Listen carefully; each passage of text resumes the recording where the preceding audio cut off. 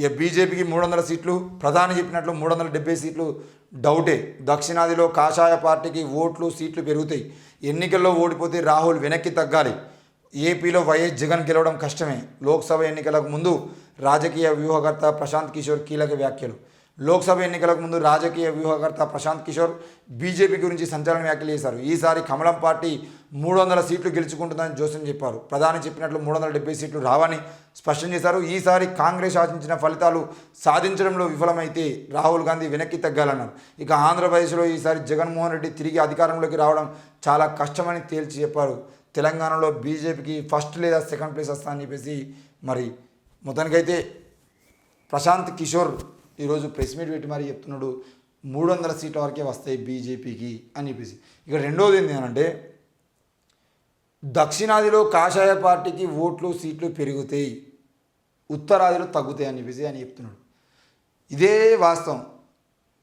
అంటే ఆ కాంగ్రెస్ పార్టీ ఓడిపోయి బీజేపీ ఫస్ట్ వస్తే తెలంగాణలో బీజేపీకి ఎక్కువ సీట్లు వస్తాయి, ఇవన్నీ విషయాలు పక్కన పెడితే ఆ బీజేపీకి ఫస్ట్ వస్తాయి అంటే ప్రశాంత్ కిషోర్ చెప్పిందే జరగాలని అదేం లేదు. కానీ ఇక్కడ అంశం ఏంది అనంటే దక్షిణాదిలో కాషాయ పార్టీకి ఓట్లు పెరుగుతాయనంటే ఎందుకు పెరుగుతాయనంటే ఎవరైతే ఆ పీడనను ఆ పాలనను దగ్గరుండి చూస్తారో గవాళ్ళకు ఈ అమ్మాయి ఏంద్రాబాయ్ వీళ్ళ బీజేపీ పాలన అని చెప్పేసి అనిపిస్తుంది. ఇప్పుడు ఏమనిపిస్తుంది, బీజేపీ మన తెలంగాణలో కానీ పక్కపంటే ఆంధ్రప్రదేశ్లో కర్ణాటకలో లేదంటే తమిళనాడులో ఎక్కడ కూడా బీజేపీ లేదు కాబట్టి దాని ప్రభావం ఎట్లా ఉంటుందని మనకు అర్థమవుతలేదు. ఓ ఉత్తరప్రదేశో లేదంటే ఓ మణిపూరో పోయి మణిపూర్లో బీజేపీ పాలన ఎట్లా ఉన్నదని చెప్పేసి ప్రజలను అడిగితే గవాళ్ళు చెప్తారు బీజేపీ హటావో అని చెప్పేసి. ఎందుకు ఈ విషయం మనం మాట్లాడుకోవాల్సిన అవసరం ఉంది అని అంటే బీజేపీకి ఈరోజు ఓట్లు పడేటువంటి పరిస్థితులు తెలంగాణలో వస్తున్నాయి లేదు అని అంటే దక్షిణాదిలో సీట్లు పెరిగే అవకాశాలు ఉన్నాయని చెప్పేసి చెప్తున్నారు అంటే ఆ సీట్లు పెరగడానికి కారణం ఏంటంటే మనలో ఆ మోజులో ఉన్నారు.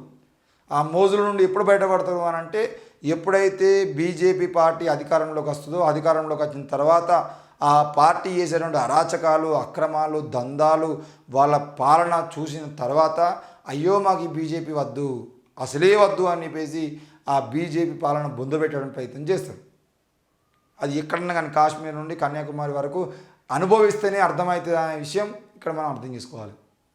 ఒకసారి తీసుకొచ్చి ఊచకోత మహిళల మీద అత్యాచారాలు తక్కువ కులాల మీద కేసులు గొడవలు బుల్డోజర్లు కేసులు ఏదన్నా కానీ ఒక్కసారి తీసుకొచ్చి ఈ బుల్డోజర్ పాలన ఎట్లా ఉంటుందో చూపిస్తే కానీ వీళ్లకు భయం అనేది తెలియదు భద్రత అనేది తెలియదు. అప్పుడు కానీ బీజేపీని బొందబెట్టేటువంటి ప్రయత్నం చేయరు.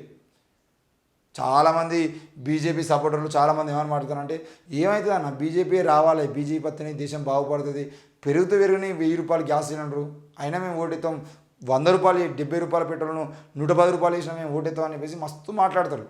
కానీ ఇక్కడ అధికారంలోకి వచ్చిన తర్వాత తెలుస్తుంది ఏంది సంగతి అనేది. బీజేపీ చేసే అరాచకాలు ఎట్లా ఉంటాయి, ఏది ప్రజల ప్రాణాలు ఎట్లా తీస్తాయి, ఎవరి ప్రాణాలు తీస్తాయి, ఎస్సీ ఎస్టీల ప్రాణాలే పోతాయి అని చెప్పేసి ముస్లింలకు వ్యతిరేకం మాత్రమే అని చెప్పేసి చాలామంది అనుకుంటారు. కానీ నిజానికి బీజేపీ అనేది ఎస్సీ ఎస్టీ ముస్లింలకే కాదు, అది అత్యంత దారుణంగా ఈ దేశంలో ఎవరైనా మోసం చేస్తుందంటే కేవలం బీసీలను మాత్రమే. ఈ విషయాన్ని బీసీలు అర్థం చేసుకోవాల్సిన అవసరం ఉంది.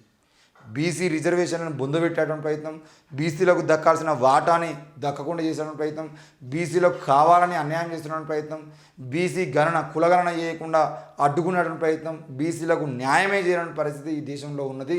ఇది ఈ దేశంలో మెజారిటీగా ఉన్న బీసీలకు అన్యాయం చేసే పార్టీ ఏదైనా ఉందంటే అది కేవలం బీజేపీ పార్టీ మాత్రమే. దాన్ని అర్థం చేసుకోవాలి బీసీలు.